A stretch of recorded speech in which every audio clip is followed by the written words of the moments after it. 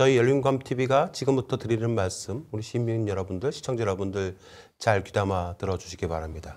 그럼 지금 당장 우리가 해야 할 일이 뭐냐 이렇게 물어보실 듯 싶은데요. 지금 우리에게 가장 시급하고 중요한 부분은 단호하고 강하게 하되 절차의 중요성과 중대성을 항상 염두에 해야 한다는 겁니다.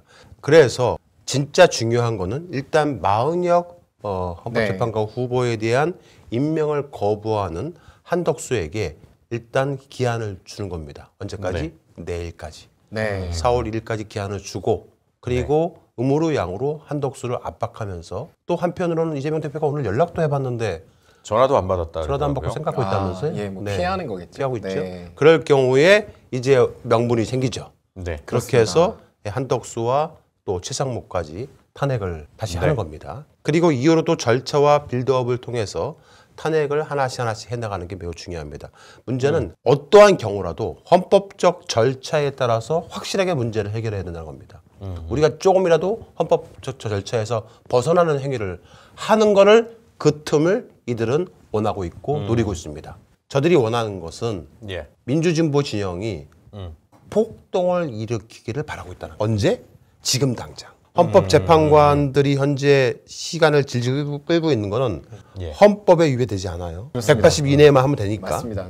그런데 지금 현재 민주진보 진영에서 폭동이 일어나는 것은 헌법에 위배가 됩니다. 그렇죠? 그렇다고 해서 마냥 기다릴 수는 없잖아요. 그렇죠. 그래서 단호하게 절차적 문제가 없게끔 단호하게 우리가 대응을 해야 되는데 저놈들 입장에서는 무슨 짓을 하더라도 여러 가지 상황을 또 연출을 해서 민주당을 압박하려고 할 텐데 저런 것들 되게 조심해야 되는 겁니다. 어떻게 해서든 간에 민주당을 엮어서 역풍론을 만들어내가지고 마은혁에 대한 임명을 거부하게 만드는 거고요. 또 18일 퇴임하는 문영배, 이미선 후임으로 극우 성향의 재판관을 임명을 자기들 마음대로 강행을 해버리는 거고 그래서 탄핵이 기각되거나 윤석열이 복귀되는 그런 상황도 연출할 수가 있다라는 겁니다. 자, 먼저 현재 어쩔 수 없이 대한민국 헌법은 이 8명에 의해서 결정될 수밖에 없는 상황입니다. 현재 헌법이 60항쟁, 87년 60항쟁 당시에 산물이라고 볼 수 있죠. 그 당시에 헌법재판소가 만들어졌기 때문에 그러니까 민중항쟁을 통해서 만들어졌던 헌법재판소입니다. 만약 이 민중항쟁을 통해서 만들어진 헌법재판소의 헌법재판관들이 그릇된 잘못된 판단을 하게 된다면 민중항쟁에 의해서 사라지게 될 겁니다. 자, 그럴 가능성은 정말 없습니다. 이렇게 헌법재판소에서 헌법재판관들이 이상한 결정을 할 일은 정말 0.00001%로 되지 않는데 만에 하나라도 헌법재판소가 4월 18일까지 윤석열에 대한 탄핵 결정을 하지 않는다라면 대한민국은 망하는 겁니다. 망하는 거예요.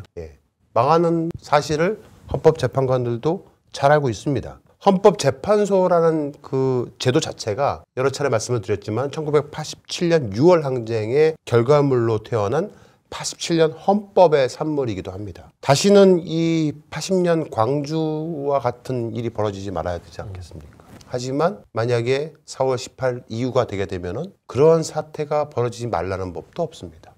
그런 사태가 벌어진다는 얘기는 시민만 다치는 게 아닙니다. 시민만 영연백 속으로 들어가는 게 아닙니다. 그 80년대에 그러한 일을 저질렀던 사람들 모두 다 감옥 갔습니다. 그리고 형장의 이슬로 사라진 사람들도 있었고요. 또 공무원인 사람들은 뭐 연금도 못 받고 지금 현재 헌법재판관들 딱 그 모양 그 꼴이 될 가능성이 매우 높습니다. 또 당시에 헌법재판소가 만들어졌을 때 그때는 진보와 보수를 초월한 합의였고 민주화 운동 세력과 기업인들 그리고 심지어 군부 세력 일부가 다 포함이 돼서 만든 헌법이었습니다.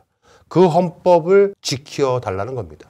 그래서 이 사실을 너무나 잘 알고 있는 헌법재판관들이 4월 18일 이전까지 아무런 결정을 하지 않은 채 그냥 넘겨버린다면 헌법재판소는 역사 속으로 사라지게 되는 겁니다. 그래서 최종적으로 현재 열린우감TV로 들어온 제보는 바로 이겁니다.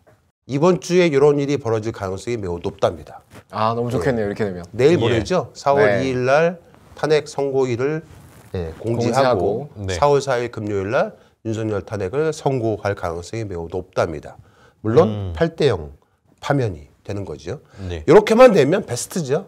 네. 그러네요. 했을 텐데 깔끔하죠. 네. 오늘 들어온 제보라서 방금 전에 들어온 따끈따끈한 제보라서 예. 뭐 저 제보 내용이 사실이기를 바라지만은 저희가 이제 이렇게 날짜를 공지한 건 딱 두 번째예요. 현재 윤석열에 대해서 그렇죠. 파면 명확하게 날짜를 공지한 건 공지한 두 건 지난 3월 번째입니다. 17일 한 14일 번, 날한 14일 한 번. 번이었고 네. 그 이후에 이번이 처음인데 이렇게 되기를 학수고대합니다.